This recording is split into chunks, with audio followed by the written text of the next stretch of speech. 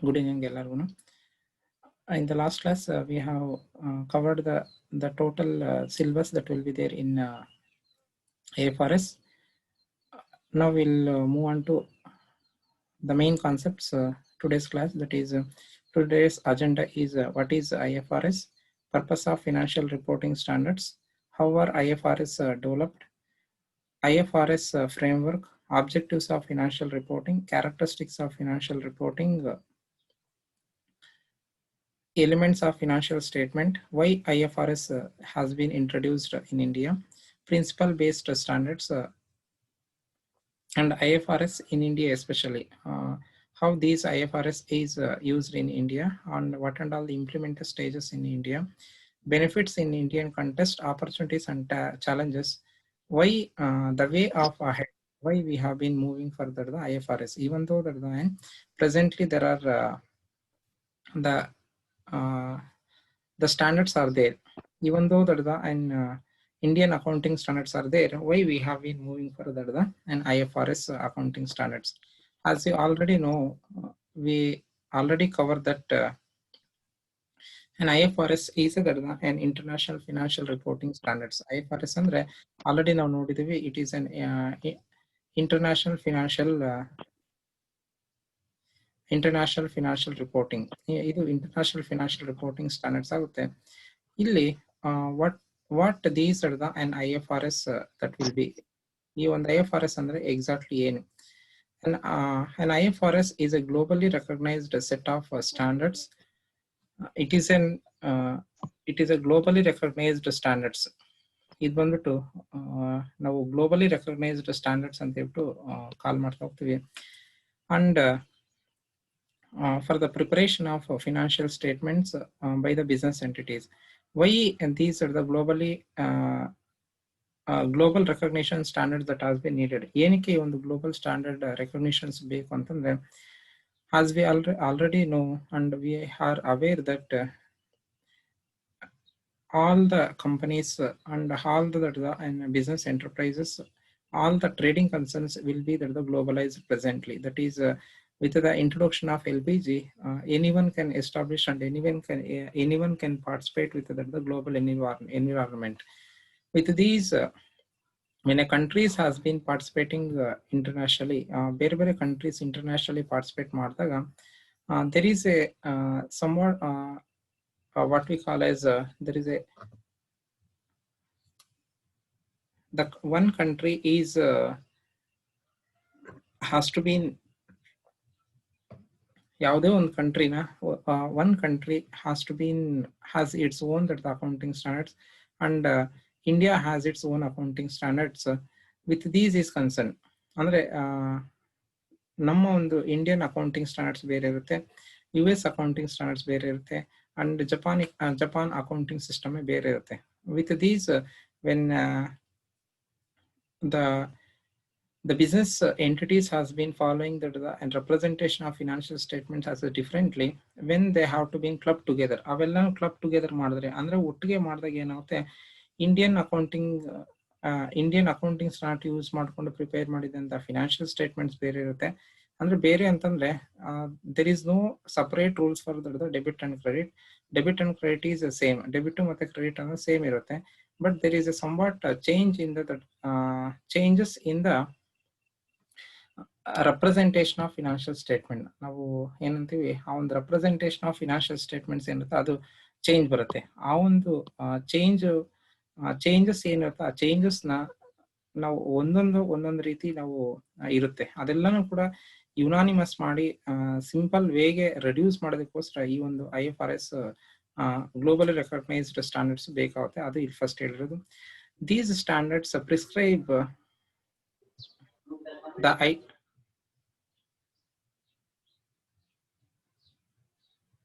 ಯಾರು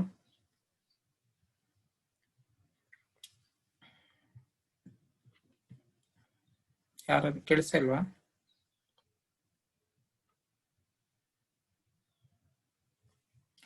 ನೋಡಿ,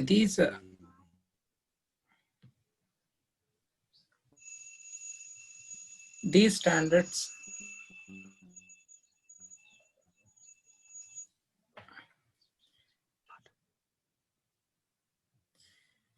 These standards prescribe the items that should be recognized as an asset, liability, income, and expenses. ಒಂದು IFRS ಅಲ್ಲಿ ಬಂದಾಗ IFRS accounting standards ಅಂದ್ರೆ international accounting standards, they have been recognizing as an assets, liabilities, income, and expenses. This is a major changes in IFRS is concerned. And how to measure these items and how to present them in the set of financial statements and the related disclosures about these items. IFRS ಅನ್ನೋದು ಈ ಒಂದೆಲ್ಲಾನು ಕೂಡ ಯಾವ ರೀತಿ ಒಂದು how we need to measure the items, how we need to measure the items in the sense it is nothing but if you take an example, assets are concerned, how it has to be measured and how it has to be present in the financial statement, how it has to be valuation has to be done. ಒಂದು assets ಇರ್ಬೋದು, liabilities ಇರ್ಬೋದು, incomes ಇರ್ಬೋದು, expenses ಇರ್ಬೋದು, ಇದನ್ನೆಲ್ಲ ಯಾವ ರೀತಿ measure ಮಾಡಬೇಕು, ಯಾವ ರೀತಿ ಪ್ರೆಸೆಂಟ್ ಮಾಡಬೇಕು, ಯಾವ ರೀತಿ ಅದನ್ನ ಡಿಸ್ಕ್ಲೋಸ್ ಮಾಡಬೇಕು. Already we have been disclosing in Indian accounting standards ಅಲ್ಲಿ ಫಿನಾನ್ಷಿಯಲ್ ಸ್ಟೇಟ್ಮೆಂಟ್ಸ್ ಆಲ್ರೆಡಿ ಪ್ರಿಪೇರ್ ಮಾಡ್ತಾ ಇದೀವಿ. In the same manner how we can disclose these in the international level, all these will be and explained here. ಇವೆಲ್ಲಾನು ಕೂಡ ಇಲ್ಲಿ explain ಮಾಡುತ್ತೆ. ಇದು major ಅಂತಾನೆ what and IFRS that has been stands for. ಇದು IFRS ಅಂದ್ರೆ ಏನು ಅನ್ನೋದು ಇದು ಪ್ರೈಮರಿಲಿ ಹೇಳ್ತಾ ಬರುತ್ತೆ.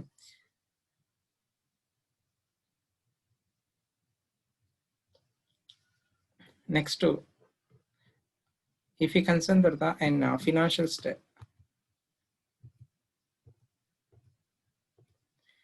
financial reporting standards and purpose.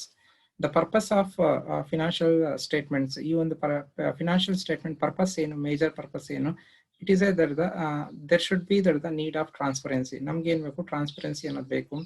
Enhance transparency ಅನ್ನೋದು ಯಾವ ರೀತಿ ಇರ್ಬೇಕು ಅಂತಂದ್ರೆ, the transparency should be and enhances international compatibility and the quality of information and enables market participation to make informed decision. ಅಂದ್ರೆ ಒಂದು ಇಂಟರ್ನ್ಯಾಷನಲ್ ಕಾಂಪಿಟಬಿಲಿಟಿ ಮತ್ತೆ quality of information it has to be in the give and enables a market participants in the sense that the globally recognized investors, it may be foreign direct investments or foreign investors or any of the investors, all these the people has to be in the and invest. ಇವರೆಲ್ಲರೂ ಕೂಡ invest ಮಾಡೋದಕ್ಕೆ ಮುಂದೆ ಬರ್ತಾರೆ. For these the transparency is concerned, this is a major and thing why these and financial reports has to be prepared. And in India, ನಮ್ಮ ಇಂಡಿಯಾದಲ್ಲೂ ಕೂಡ ನಾವು prepare ಮಾಡೋದು ಅದೇ ಪರ್ಪಸ್ಗೋಸ್ಕರನೇ. That is also needed. Second one is the accountability. ಅಂದ್ರೆ ನಾವು ಏನಕ್ಕೆ financial statement prepare ಮಾಡ್ತೀವಿ, ಇದು not only for IFRS, Indian accounting standards prepare ಮಾಡಬೇಕು, ನಾವು ಇದನ್ನೇ ಫಾಲೋ ಮಾಡ್ತಾ ಇದ್ವಿ. ಏನಕ್ಕೋಸ್ಕರ ಈ ಒಂದು ಇದಿರ್ಬೇಕು ಅಂತಂದ್ರೆ ಅಕೌಂಟಬಿಲಿಟಿ ಅನ್ನೋದಕ್ಕೂ ಬೇಕು. ವಾಟ್ ಈಸ್ ಈಸ್ ಅಕೌಂಟಬಿಲಿಟಿ ಅಂದ್ರೆ reducing the information gap between the providers of capital and the people to whom they have entrusted their money. That means ಈಗ suppose any of an investor, they have been invested, ಯಾವುದೋ ಒಬ್ಬ investor invest ಮಾಡಿದ್ದಾನೆ, ಅವ್ನು invest ಮಾಡಿರೋದಕ್ಕೆ we need to give an accurate financial reports in a accurate form, or he should be understood. ಅವ್ನಿಗೆ ಅರ್ಥ ಆಗೋ ರೀತಿ ನಾವೇನ್ ಮಾಡಬೇಕು, ಆ ಒಂದು ಫಿನಾನ್ಷಿಯಲ್ ಸ್ಟೇಟ್ಮೆಂಟ್ಸ್ ಅನ್ನೋದು ಅಕೌಂಟಬಿಲಿಟಿ ಮಾಡಿ ನಾವು ಕೊಡ್ಬೇಕು. ಅವ್ನು ನಾವು ಯಾವ ರೀತಿ ಅಂದ್ರೆ ಆ ರೀತಿ ಕೊಟ್ರೆ it is not useful for them, ಅದು ಅವ್ರಿಗೆ ಯೂಸ್ಫುಲ್ ಆಗಲ್ಲ. ಆ ಒಂದು ಪರ್ಪಸ್ಗೋಸ್ಕರ ದಿಸ್ ಈಸ್ ಆಲ್ಸೋ ಅಕೌಂಟಬಿಲಿಟಿ ಅನ್ನೋದಕ್ಕೋಸ್ಕರ whatever the money they have been invested, these money has to been accountable. ಆ ಒಂದು ಅಕೌಂಟಬಿಲಿಟಿಗೋಸ್ಕರ ಇದನ್ನ ಕೊಡ್ಬೇಕಾಗುತ್ತೆ. And vital importance to regulate around the world.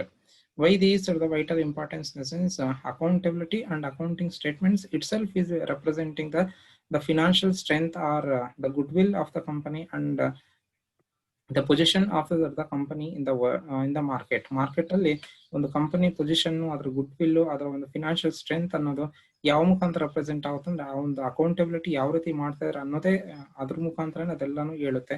If this is good then only that the people has been come forward for investment. Third one is the efficiency. ಒಂದು efficiency ನೋಡ್ಕೊಳ್ಳೋದಕ್ಕೋಸ್ಕರ ಈ ಒಂದು financial statement ನ prepare ಮಾಡ್ತೀವಿ. Helps investor to identify opportunities and risk across the world. That means if we prepare an accounting statements only in India, this may be useful for Indian, to attract ದಡ್ದ and worldwide customers ಅಂದ್ರೆ worldwide investors ನಾವು attract ಮಾಡ್ಬೇಕಾದ್ರೆ there is a need of the changing of the and some of the and financial statement that has to be given or that has been provided by the IFRS. Second one is for the businesses, the use of a single trusted accounting language lowers the cost of capital and reduces the international reporting cost.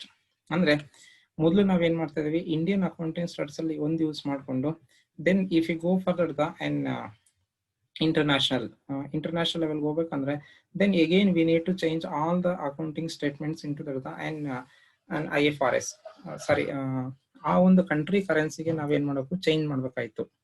ಆ change ಮಾಡೋದು ಇವಾಗ ಏನಾಗುತ್ತೆ, that is that type of the things has been reduced. ಅದೆಲ್ಲಾನು ಕೂಡ ಇವಾಗ ಏನಾಗುತ್ತೆ, reduce ಆಗುತ್ತೆ. That is also that the and one of the concept of the and efficiency. ಅಂದ್ರೆ ಇವಾಗ ಏನಾಗುತ್ತೆ, ಒಂದು ಸತಿ ಪ್ರಿಪೇರ್ ಮಾಡಿದೆ, this will be that the and recognised and it will be that applicable to all over the world.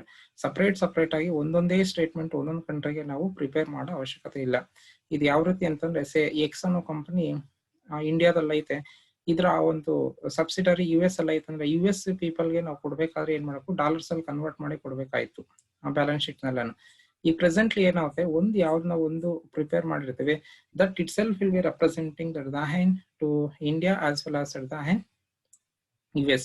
ಇಬ್ರು ಕೂಡ ಅದೇ ಆಗ್ಬರುತ್ತೆ. ಅದನ್ನು ನಾವಿಲ್ಲಿ ಹೇಳ್ತಾ ಇರೋದು. This is known as the purpose. Next one is how are IFRS has been developed.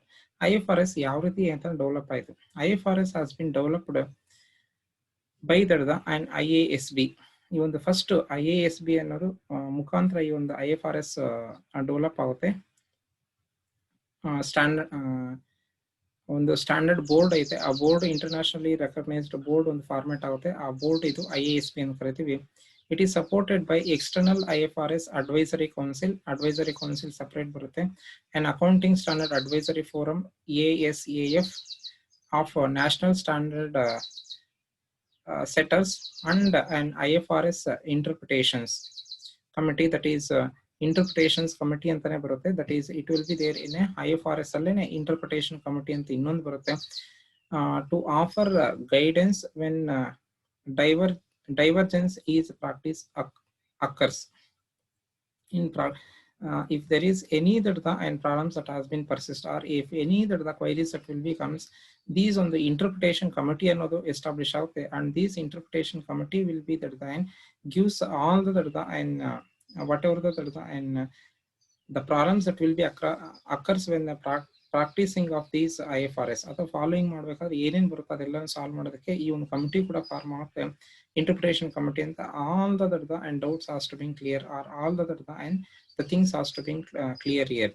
Next one is it allows a thorough, open, participatory and transparent due process. ಇಲ್ಲಿ there is no hidden agenda in IFRS. Any kind of the countries they can ask any kind of questions, ಯಾವುದೇ kind of questions they can ask, and they will be there is an open, and it will be an all the people have a participatory and as well as and transparent due process that will be there when the IFRS formation is concerned. With these and different steering committees has been happened. Bare steering committees ಎಲ್ಲ formulate ಆಗಿ it may be weekly, monthly and 3 months once ಎಲ್ಲ committees ಅಂತಾನೆ meeting together ಆಗಿ ಯಾವ್ಯಾವ Nations ಅಲ್ಲಿ ಯಾವ ರೀತಿ accounting standards ಇದಾವೆ, ಯಾವ ರೀತಿ ಅಕೌಂಟ್ಸ್ ನ ಫಾಲೋ ಮಾಡ್ತಾ ಇದಾರೆ, ನಮ್ಮ ಇಂಡಿಯಾದ ಯಾವ ರೀತಿ ಐತೆ, US ಯಾವ ರೀತಿ ಐತೆ, all the people they have bin come together. ಎಲ್ಲಾ ಪೀಪಲ್ ಒಂದು ಕಡೆ ಸೇರ್ಕೊಂಡು ಎಲ್ಲಾ ಒಂದು ಕಂಟ್ರೀಸ್ ಒಂದು ಫೈನಾನ್ಷಿಯಲ್ ಸ್ಟೇಟ್ಮೆಂಟ್ಸ್ ಅಂತ ನಾವೇನ್ ಕರಿತೀವಿ, or else what we call as ಒಂದು ಅಕೌಂಟಿಂಗ್ ಸ್ಟ್ಯಾಂಡರ್ಡ್ಸ್ ಏನ್ ಫಾಲೋ ಮಾಡ್ತಾ ಇದಾರೆ, ಈ ಒಂದು ಅಕೌಂಟಿಂಗ್ ಸ್ಟ್ಯಾಂಡರ್ಡ್ಸ್ ಎಲ್ಲಾನು ಕೂಡ ಕನ್ಸಿಡರ್ ಮಾಡಿ then they have been giving these and IFRS. ಆ ಒಂದು ಎಲ್ಲ ಕನ್ಸಿಡರ್ ಮಾಡೋದಕ್ಕೆ ಈ ಒಂದು IFRS ಕಮಿಟಿನಲ್ಲಿ ಎಲ್ಲದೂ ಕೂಡ ಅಂತಾನೆ ಓಪನ್ ಅಂಡ್ ಟ್ರಾನ್ಸ್ಪರೆಂಟ್ ಅಲ್ಲೇ ಅಂಡ್ ಪಾರ್ಟಿಸಿಪೇಟರಿ ಆಗಿ ಅದನ್ನೆಲ್ಲಾನು ಕೂಡ ಕನ್ಸಿಡರ್ ಮಾಡ್ತಾ ಇದ್ರು. Third one is engages with investors, regulators, business leaders and the global accountancy professionals at every stage of the process. ಇಲ್ಲಿ ಈ ಒಂದು ಕಮಿಟೀಸ್ ಅಲ್ಲಿ, ಈ ಒಂದು ಮೀಟಿಂಗ್ಸ್ ಅಲ್ಲಿ, ಈ ಒಂದು ಬೋರ್ಡ್ಸ್ ಅಲ್ಲಿ ಯಾರ್ಯಾರು ಪಾರ್ಟಿಸಿಪೇಟ್ ಆಗ್ತದೆ ಅಂದ್ರೆ there is no limited. ಅಂದ್ರೆ ಇವ್ರು ಮಾತ್ರ ಲಿಮಿಟ್ ಮಾಡೋದು, ಇವ್ರಿಗೆ ರೆಸ್ಟ್ರಿಕ್ಷನ್ಸ್ ಹಾಕೋದು ಅಂತದ್ದು ಏನೂ ಇಲ್ಲ. ಈ ಒಂದು ಬೋರ್ಡ್ಸ್ ಅಲ್ಲಿ ಕಮಿಟೀಸ್ಗೆ ಯಾರೇ ಬೇಕಾದ್ರೂ ಕೂಡ ರೆಕಗ್ನಿಷನ್ ಸಜೆಷನ್ಸ್ ಅನ್ನೋದು, ರೆಕಮೆಂಡೇಶನ್ಸ್ ಅನ್ನೋದು ಕೊಡ್ಬೋದಾಗಿತ್ತು. ಆ ಒಂದು ಸ್ಟೀರಿಂಗ್ ಕಮಿಟಿನಲ್ಲಿ, ಅದ ಇಂಟರ್ಪ್ರಿಟೇಷನ್ ಕಮಿಟಿನಲ್ಲಿ ಯಾರ್ಯಾರು ಬರ್ತಾ ಇದ್ರು ಅಂದ್ರೆ any of the investors, regulators, business leaders and global accountancy professionals. They may be CA, CS and any of the chartered accountant or any cost professionals, ಯಾರೇ ಇರ್ಬೇಕಾದ್ರು ಅವರೆಲ್ಲರೂ ಕೂಡ ಏನಂತಾನೆ they are openly participate and they can give that the and recommendations and suggestions. ಅವರು ಎಲ್ಲಾ ಕೂಡ suggestions ಎಲ್ಲಾನು ಕೂಡ ಕೊಡ್ಬೋದಾಗಿತ್ತು. And the due process includes, ಇದರಲ್ಲಿ ಏನೇನಿದೆ, opportunities of the public comment at various stages in the development of the standards. ಅಂದ್ರೆ public they have been very free for asking and for commenting or for giving the and recommendations or suggestions any if needed. ಅದೆಲ್ಲನೂ ಕೂಡ opportunities ಅನ್ನೋದು ಪಬ್ಲಿಕ್ಸ್ಗೆ provide ಮಾಡ್ತಾ ಇದ್ರು ಇನ್ the development of the and standards. ಈ ಸ್ಟ್ಯಾಂಡರ್ಡ್ನ develop ಮಾಡಬೇಕಾದ್ರೆ IASB deliberations at meetings that are open to public observations and are webcast, whatever the and IASB meetings that will be there, all these has been and open for all the people, and also it has been public observations has been the telecast through the channels also. ಬೇರೆ channels ಮುಖಾಂತರ ಅದೆಲ್ಲನೂ ಕೂಡ telecast ಕೂಡ ಮಾಡ್ಕೊಂತ ಇದ್ರು. That is also that the there. And public advisory of all the agenda prepares that from the basis of the IASB's deliberations as well as all of the comments received from interested parties, whatever the any type of the interested parties. The interested parties may be your investors irbodu, regulators irbodu, business leaders irbodu, ಅಥವಾ globally accountancy professionals ಯಾರು ಬರ್ತಾರೆ, all their the interest and whatever the comments that has been received from them, all has to be in the and separately they have to be concerned and they have to be prepared. ಅವರು separate ಆಗಿ ಅದನ್ನ ಕೂಡ ಎಂತಾನೆ prepare ಮಾಡಿ ಕೊಡ್ತಾ ಇದ್ರು. Separate ಆದಂತ ಒಂದು papers, agenda papers ಮುಖಾಂತರನೇ it has been discuss in a consequently and collaborates with the worldwide standard setting committee. Worldwide standing setting committee ಮುಖಾಂತರ ಕೂಡ ಇದೆಲ್ಲಾನು ಕೂಡ ಕೊಡ್ತಾ ಇದ್ರು. This will be that and how IFRS that has been developed. This is a few things relating to the IFRS development. ಇದರಲ್ಲಿ ಏನೋ doubt ಆಯ್ತಾ IFRS development ಅಲ್ಲಿ? ನೆಕ್ಸ್ಟ್ ಹಾಫ್ ಅನ್ ಅವರ್ ಆಯ್ತು. ಯಾರ್ಯಾರು ಜಾಯಿನ್ ಆಗಿದ್ರೆ ನಿಮ್ಮ ನೇಮು ಚಾಟ್ ಬಾಕ್ಸ್ ಅಲ್ಲಿ type ಮಾಡಿ ಅಟೆಂಡೆನ್ಸ್ಗೆ.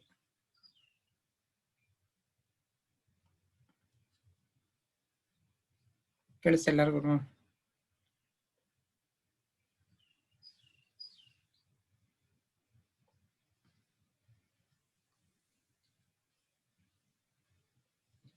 ಹಲೋ,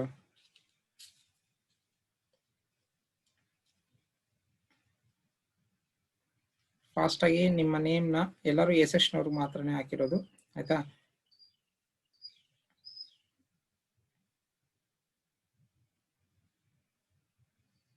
ನಿಮ್ಮ ನೇಮ್ನ ಟೈಪ್ ಮಾಡಿ, ಚಾಟ್ ಬಾಕ್ಸ್ ಅಲ್ಲಿ ಟೈಪ್ ಮಾಡಿ.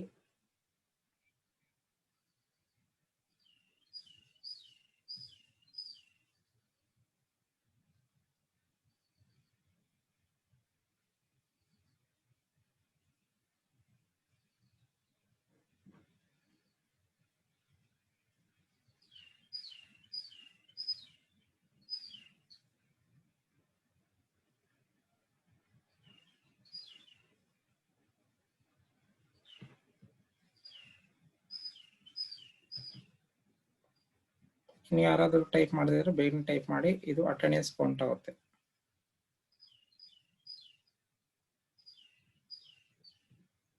8 ಜನ ಮಾತ್ರ type ಮಾಡಿದಿರಾ.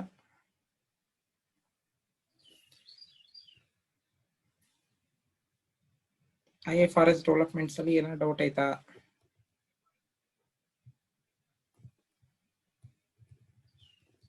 Next structure of IFRS foundation ನೋಡಿ. ಸ್ಟ್ರಕ್ಚರ್ ಆಫ್ IFRS ಅಂತ ಬಂದಾಗ already we know that IFRS as an accounting standard advisory forum, ಒಂದು ಅಕೌಂಟಿಂಗ್ ಸ್ಟ್ಯಾಂಡರ್ಡ್ ಅಡ್ವೈಸರಿ ಫೋರಮ್ ಒಂದು ಬರುತ್ತೆ. ನೆಕ್ಸ್ಟ್ ಇಲ್ಲೇ ಐತೆ ನೋಡಿ, ಇದು ಮತ್ತೆ ಇದು. And IFRS foundation monitoring board, IFRS foundation trustees, IFRS foundation international accounting standard board, IFRS interpretation committee, and SME interpretation group.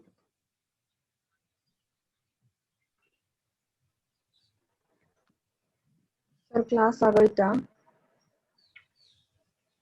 ಇಲ್ಲ, ಕೇಳಿಸ್ತಾ ಇಲ್ವಾ? ಮಾಡ್ತಾ ಇದ್ದೀನಿ ಅಲ್ಲ.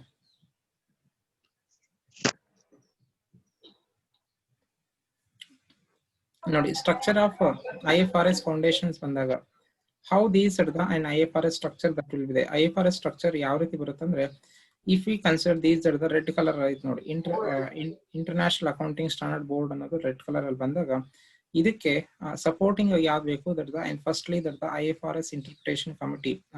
Why these interpretation committee? In the sense, any of the and interested parties in a internationally that the participated investors, global investors ಇರ್ಬೋದು, ಅಥವಾ any type of the business entities, or else and advisory boards, or else and accounting professionals, ಅವರೆಲ್ಲರೂ ಒಂದು suggestions ಕೂಡ ಎಲ್ಲಿ ಬರುತ್ತೆ ಅಂದ್ರೆ, it will be that they can give in the interpretation committee as well as the accounting standard advisory forum. ಈ forum ಅಲ್ಲಿ ಎಲ್ಲಾನು ಕೂಡ ರಿಸೀವ್ ಆಗುತ್ತೆ. And this has to be in that and it may be that SME in implementation groups ಮುಖಾಂತರನೂ ಕೂಡ ಇದೆಲ್ಲಾನು ಕೂಡ ಬರುತ್ತೆ. And these has been taken to that and IFRS foundation ಗೆ ನಾವು ಅದನ್ನ ತಗೊಂತೀವಿ. ಈ ಒಂದು IFRS ಫೌಂಡೇಶನ್ಸ್ ಅಲ್ಲಿ what is to be consider and what is to be that not to consider. ಈಗ ಒಂದು 500 to 600 ಪೀಪಲ್ ಬೇರೆ ಬೇರೆ ಏನೇನೋ what there country that will be, ಅವ್ರ ಕಂಟ್ರಿ ಯಾವ ರೀತಿ ಇತ್ತು ಅದೆಲ್ಲಾನು ಕೂಡ ಅವ್ರ ತಕ್ಕನಂಗೆ ಅವರೆಲ್ಲಾನು ಕೊಟ್ಟಿರ್ತಾರೆ. ಅವರ ಒಂದು ರಿಕ್ವೈರ್ಮೆಂಟ್ ಯಾವ ರೀತಿ ಇರುತ್ತೋ ಅದೆಲ್ಲಾನು ಕೂಡ ಅವರು ಕೊಡ್ತಾ ಬಂದಿರ್ತಾರೆ.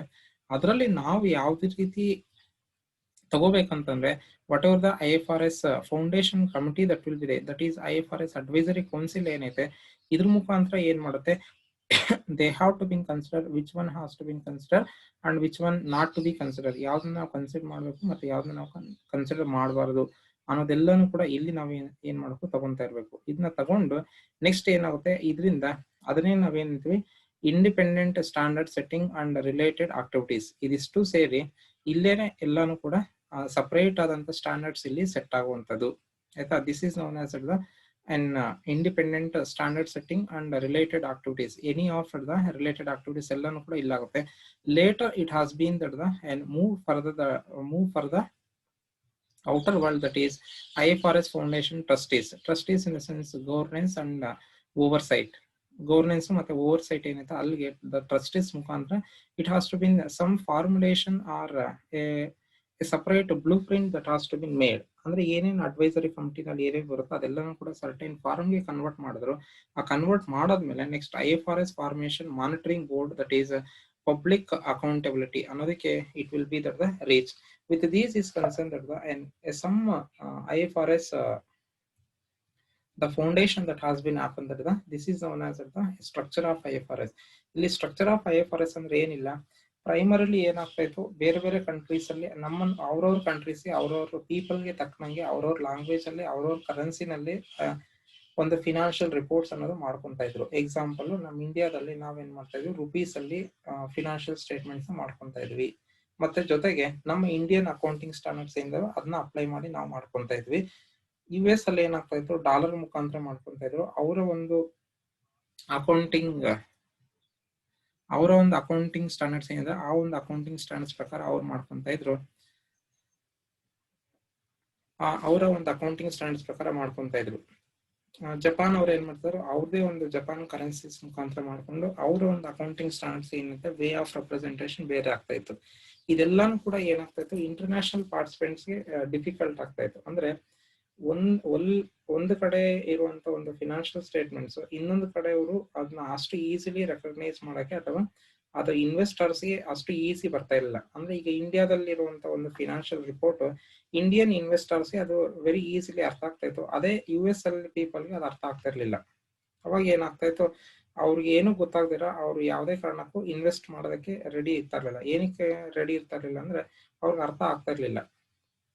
ಆ ಒಂದು ಪ್ರಾಬ್ಲಮ್ಸ್ ಏನಿದೆ, ಮೇಜರ್ ಪ್ರಾಬ್ಲಮ್ಸ್ ಏನಿದೆ ಅದನ್ನೆಲ್ಲ ಅವಾಯ್ಡ್ ಮಾಡೋದಕ್ಕೋಸ್ಕರ ಈ ಒಂದು interpretation IFRS interpretation committee and advisory forums ಮತ್ತೆ advisory council and interpretation committees ಎಲ್ಲ ಸೇರ್ಕೊಂಡು ಫಾರ್ಮುಲೇಟ್ ಮಾಡಿ ಎಲ್ಲಾ ಕಂಟ್ರೀಸ್ ಪೀಪಲ್ ಕೂಡ ಪಾರ್ಟಿಸಿಪೇಟ್ ಮಾಡ್ಕೊಂಡು ಎಲ್ಲರಿಗೂ ಕೂಡ ಒಂದೇ ರೀತಿಯಾದಂತ ಅಕೌಂಟಿಂಗ್ ನ ಫಾಲೋ ಮಾಡಬೇಕು. ವರ್ಲ್ಡ್ ವೈಡ್ ಒಂದೇ ತರ ಅಕೌಂಟಿಂಗ್ ನ ಫಾಲೋ ಮಾಡಬೇಕು. ಅಕೌಂಟಿಂಗ್ ಸಿಸ್ಟಮ್ ನ ಫಾಲೋ ಮಾಡಿದ್ರೆ ಇದು ಬೆಸ್ಟ್ ಆಗೋದು ಅಂತ ಹೇಳ್ಬಿಟ್ಟು ಅವರೆಲ್ಲಾನು they have been work for the betterment.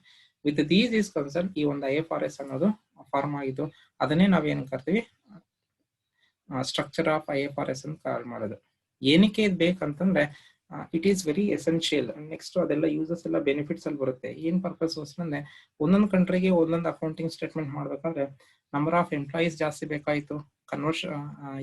ಇಲ್ಲಿರೋದನ್ನ ಡೇಟಾನ ಬೇರೆ ಕಂಟ್ರಿ ಡೇಟಾಗೆ ಕನ್ವರ್ಟ್ ಮಾಡಕ್ಕೆ ಎಕ್ಸ್ಟ್ರಾ ಎಂಪ್ಲಾಯೀಸ್ ಎಲ್ಲ ಬೇಕಾಗ್ತಾ ಇತ್ತು. ಮತ್ತೆ ಅಲ್ಲಿಂದ ಇನ್ನೊಂದ್ ಕಡೆ ಕನ್ವರ್ಟ್ ಮಾಡಕ್ಕೆ ಮತ್ತೆ ಎಂಪ್ಲಾಯೀಸ್ ಬೇಕಾಯ್ತು. ಇದೆಲ್ಲಾನು ಅದಾದ್ಮೇಲೆ ಅವ್ರದೇ ಆದಂತ ಒಂದು ಲ್ಯಾಂಗ್ವೇಜ್ ಅಲ್ಲಿ ರೆಪ್ರೆಸೆಂಟ್ ಮಾಡೋದಕ್ಕೆ ಮತ್ತೇನು ಕೂಡ ಎಂಪ್ಲಾಯೀಸ್ ಎಲ್ಲಾನು ಎಕ್ಸ್ಟ್ರಾ ಬೇಕಾಗ್ತಾ ಇತ್ತು. ಕಾಸ್ಟ್ ಕನ್ಸ್ಯೂಮಿಂಗ್ ಪ್ರೋಸೆಸ್ ಆಗ್ತಾ ಇತ್ತು. ಮತ್ತೆ ಪೇಪರ್ ವರ್ಕ್ ಜಾಸ್ತಿ ಆಗ್ತಾ ಇತ್ತು ಅಂಡ್ ಎಫರ್ಟ್ಸ್ ಕೂಡ ಜಾಸ್ತಿ ಬೇಕಾಯ್ತು. ಟೈಮ್ ಕನ್ಸ್ಯೂಮಿಂಗ್ ಇದೆಲ್ಲ ಏನೇನ್ ಪ್ರಾಬ್ಲಮ್ಸ್ ಇತ್ತು ಅದೆಲ್ಲಾನು ಕೂಡ ಅವಾಯ್ಡ್ ಮಾಡೋದಕ್ಕೋಸ್ಕರ ಈ ಒಂದು IFRS ಅನ್ನೋದು ಇಂಟ್ರೊಡ್ಯೂಸ್ ಆಯಿತು. This is the framework of or the structure of an IFRS. ಏನಾದ್ರು ಡೌಟ್ ಆಯ್ತಾ ಯಾರಿಗಾದ್ರು? ಹಲೋ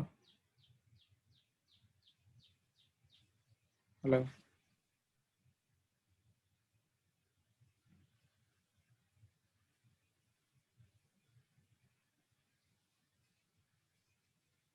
ಯಾರಿಗೂ ಡೌಟ್ ಇಲ್ವಾ?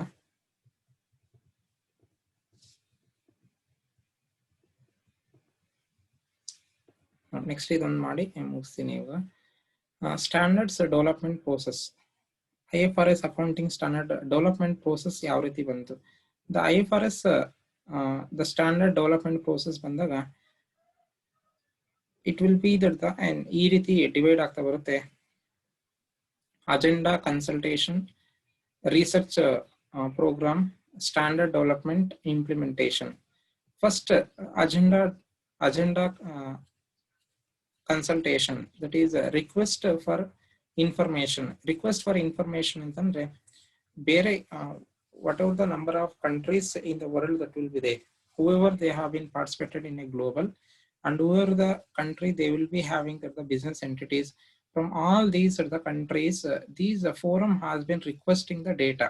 ಅಂದ್ರೆ ಅವರು ಫಸ್ಟ್ ಏನ್ ಮಾಡ್ತಾ ಇದ್ರು, ಬೇರೆ ಬೇರೆ ಕಂಟ್ರೀಸ್ ಅಲ್ಲಿ ಯಾವ್ಯಾವ ಕಂಟ್ರೀಸ್ ಅಲ್ಲಿ ನಿಮ್ಮ ಒಂದು ಅಕೌಂಟಿಂಗ್ ವೇ ನೀವು ಯಾವ ರೀತಿ ಫಾಲೋ ಮಾಡ್ತಾ ಇದ್ದೀರಾ, ನಿಮ್ಮ ಅಕೌಂಟಿಂಗ್ ಪ್ಯಾಟರ್ನ್ ಏನು, ಅಕೌಂಟಿಂಗ್ ಅಲ್ಲಿ ಯಾವ ರೀತಿ ನೀವು ರೆಪ್ರೆಸೆಂಟ್ ಮಾಡ್ತಾ ಇದ್ದೀರಾ, ಇದೆಲ್ಲಾನು ಕೂಡ ಇಲ್ಲಿ ಇನ್ಫಾರ್ಮೇಶನ್ ಅದು ಕಲೆಕ್ಟ್ ಮಾಡ್ತಾರೆ. ಅಂದ್ರೆ ಅದನ್ನ ಕಲೆಕ್ಟ್ ಮಾಡೋದಕ್ಕೆ ಏನ್ ಮಾಡ್ತಾರೆ, ಇವರೇ ಹೋಗಿ ಕಲೆಕ್ಟ್ ಮಾಡ್ಲಿಲ್ಲ, ಕಂಟ್ರೀಸ್ಗೆ they have been requested to give the information how your accounting standard that will be. Example ನಮ್ಮ ಇಂಡಿಯಾದಲ್ಲಿ ಇಂಡಿಯನ್ ಅಕೌಂಟಿಂಗ್ ಸ್ಟ್ಯಾಂಡರ್ಡ್ಸ್ ನಾವು ಯೂಸ್ ಮಾಡ್ಕೊಂಡು ಮಾಡ್ತಾ ಇದೀವಿ.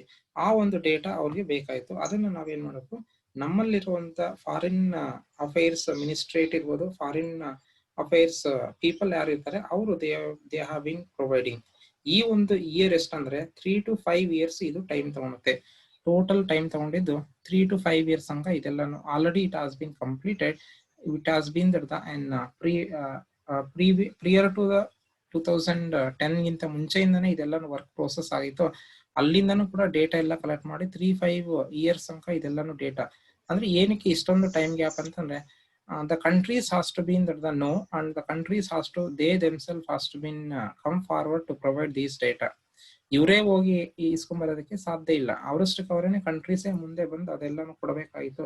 ಅದಕ್ಕೋಸ್ಕರ ಈ ಒಂದು ಟೈಮ್ ಗ್ಯಾಪ್ ಜಾಸ್ತಿ ಬಂತು. ಇದಾದ್ಮೇಲೆ ಇದ್ರ ಮೇಲೆ ಏನ್ ಮಾಡ್ತು, ಡೇಟಾ ಕಲೆಕ್ಟ್ ಮಾಡಾದ್ಮೇಲೆ ಎಲ್ಲಾ ಕಂಟ್ರೀಸ್ ಡೇಟಾ ಕಲೆಕ್ಟ್ ಮಾಡಾದ್ಮೇಲೆ they have been go for the research program. ಏನು ರಿಸರ್ಚ್ ಪ್ರೋಗ್ರಾಮ್ ಅಂತಂದ್ರೆ what if say for example 100 countries data ಕೊಟ್ಟಿದ್ರೆ 100 countries ಅಲ್ಲಿ which one is same and which one is different and which one is unique and which one is having the very very different ಆಗಿ ಏನಿತ್ತು ಅದೆಲ್ಲಾನು ಕೂಡ ಇಲ್ಲಿ ನಾವು ಅದನ್ನ ತಗೋಬೇಕಾಯ್ತು, ಅದನ್ನೆಲ್ಲಾನು ಕೂಡ ನಾವು ಕನ್ಸಿಡರ್ ಮಾಡ್ಬೇಕಾಯ್ತು. ಅದನ್ನ ನಾವೇನ್ ಮಾಡ್ತೀವಿ ಇಲ್ಲಿ we need to be consider, ನಾವು ಇಲ್ಲಿ ಕನ್ಸಿಡರ್ ಮಾಡ್ಬೇಕಾಗಿ ಬಂತು. ಅಂದ್ರೆ ಅದನ್ನೇ ನಾವ್ ಹೆಂಗ್ ಕರ್ತೀವಿ ರಿಸರ್ಚ್ ಪ್ರೋಗ್ರಾಮ್ ಅಂತಂದ್ರೆ ಒಂದೊಂದು ಕಂಟ್ರಿನಲ್ಲಿ ಒಂದೊಂದು ರೀತಿ ಏನೈತೆ ಅದೆಲ್ಲಾನು ಕೂಡ ನಾವು ಇಲ್ಲಿ ರಿಸರ್ಚ್ ಅಂತಾನೆ ಮಾಡ್ತಾ ಬಂದು. ರಿಸರ್ಚ್ ಅಂದ್ರೆ it is nothing but considering all the countries data, ಎಲ್ಲಾ ಕಂಟ್ರೀಸ್ ಡೇಟಾನು ಕೂಡ ಕನ್ಸಿಡರ್ ಮಾಡಿ ಯಾವ್ದು ಸೇಮ್ ಐತೆ, ಯಾವ್ದು ಡಿಫ್ರೆಂಟ್ ಐತೆ, ಯಾವ್ದು ಬೆಸ್ಟ್ ಐತೆ ಅದನ್ನೆಲ್ಲಾನು ಕೂಡ ಪ್ರೋಸೆಸ್ ಎಲ್ಲಾನು ಕೂಡ ಮಾಡ್ತಾ ಬಂದ್ರು. And it has been discussion papers are also has been given and agenda proposals are also has been given.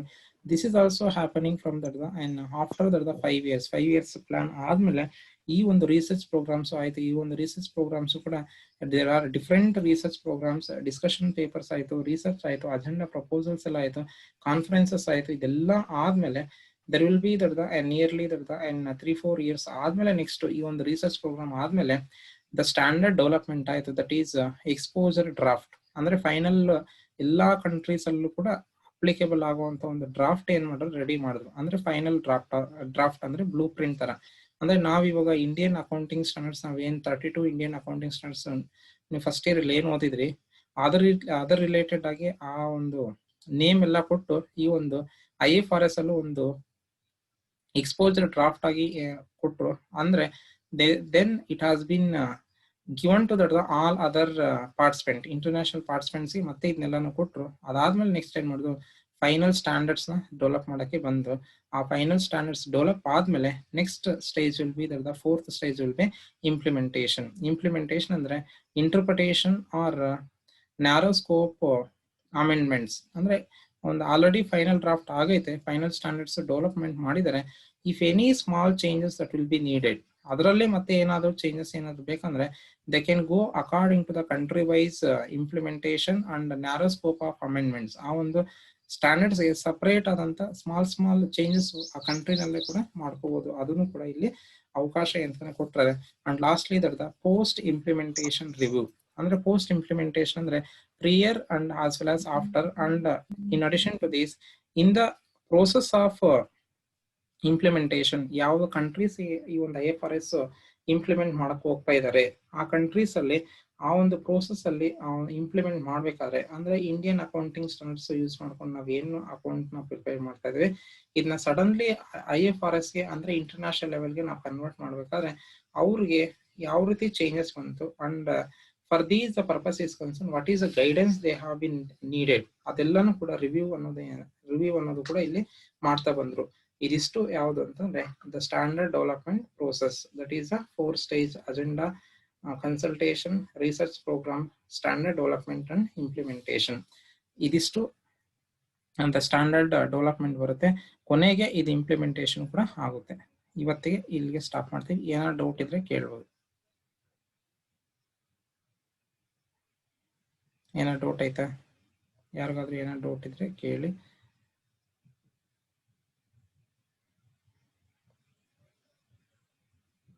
Next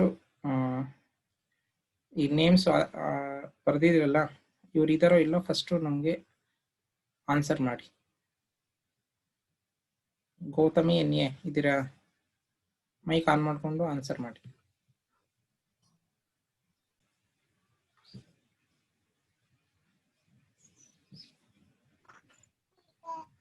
ಏನು ಡೌಟ್ ಇಲ್ಲ ಅಂದ್ರೆ ಇಲ್ಲಿಗೆ ಎಂಡ್ ಮಾಡ್ತಾ ಇದ್ದೀನಿ. Thank you, tata bye.